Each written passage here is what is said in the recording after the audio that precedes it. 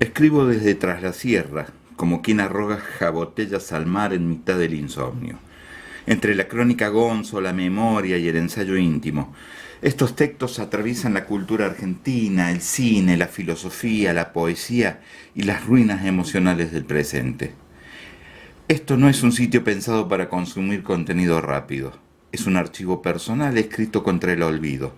Un territorio de noches largas, bibliotecas desordenadas, canciones escuchadas, a veces demasiado tarde, a veces demasiado temprano, recuerdos que todavía siguen respirando. Esto no es contenido, es insomnio grabado. Acá conviven la nostalgia de provincia, los fantasmas de la cultura pop, las discusiones políticas, las películas de madrugada, la literatura, las obsesiones filosóficas y cierta forma de mirar el mundo desde los márgenes. Porque escribir, a veces, no es explicar nada, es intentar entender qué queda de nosotros cuando el tiempo pasa, cuando las historias se deforman y la memoria insiste. Escribo para entender qué queda de nosotros cuando el tiempo pasa. Crónicas Gonzo, literatura, memoria, filosofía y cultura desde tras la sierra. Textos nocturnos sobre cine, política, poesía y existencias rotas. Delirios de madrugada. Acá no se viene a leer posteos, se viene a entrar a una madrugada. Bienvenidos a Crónicas del Leemos y lo que creemos ver. Una de las habilidades intelectuales más subestimadas de nuestro tiempo consiste en distinguir entre trama y tema. Parece una diferencia menor, una sutileza reservada para críticos de cine o estudiantes de literatura, pero en realidad es una herramienta para comprender el mundo, para comprender y entender estos tiempos que estamos viviendo.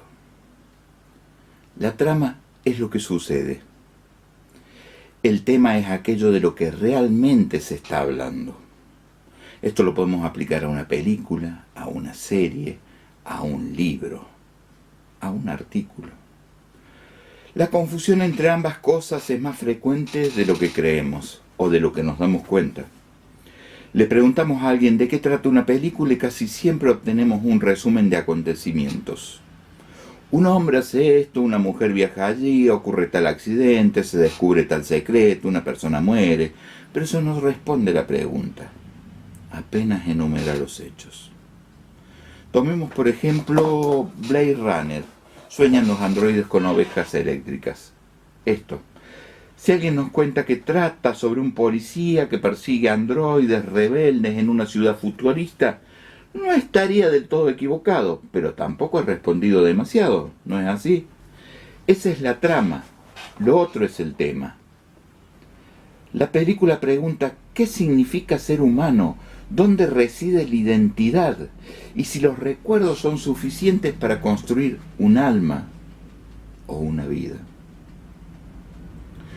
O podemos tomar o pensar, por ejemplo, en el libro de Chuck Palahniuk, El Club de la Lucha, o en la película que se llama El Club de la Pelea, con Edward Norton y Brad Pitt.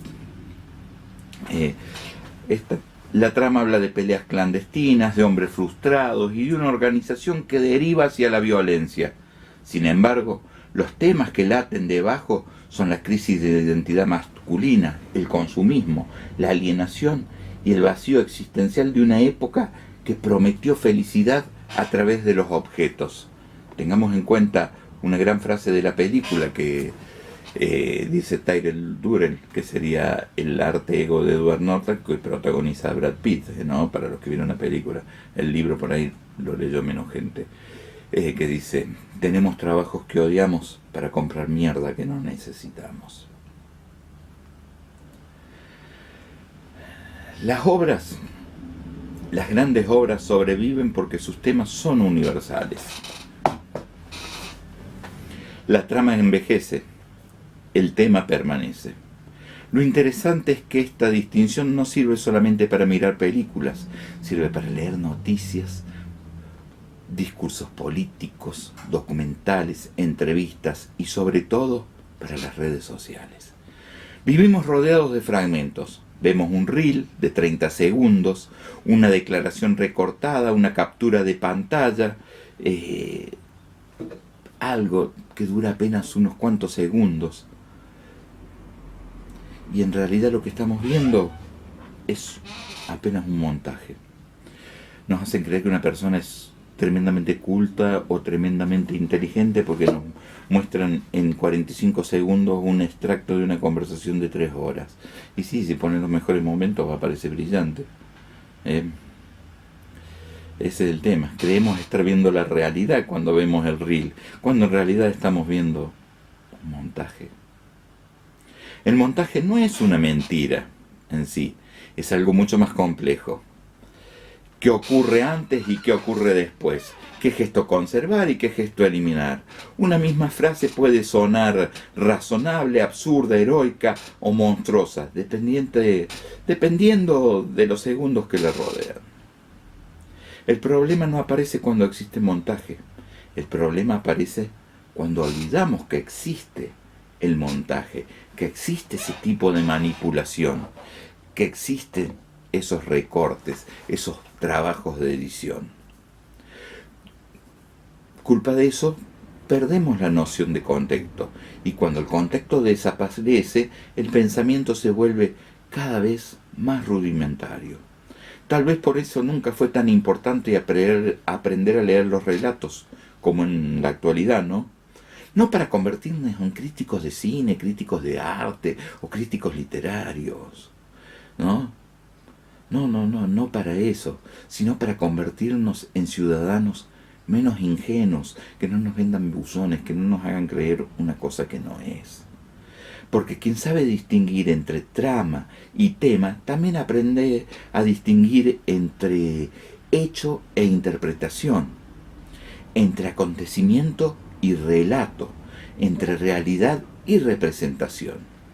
La alfabetización del siglo XXI ya no consiste solamente en saber leer palabras. No, eso ya quedó atrás. Consiste en observar, en mirar y en saber leer montajes. Y recordar, cada vez que una historia nos indigna o nos seduce demasiado rápido, siempre, pero siempre hay algo ocurriendo fuera de cuadro, algo que no vemos y debemos tener en cuenta.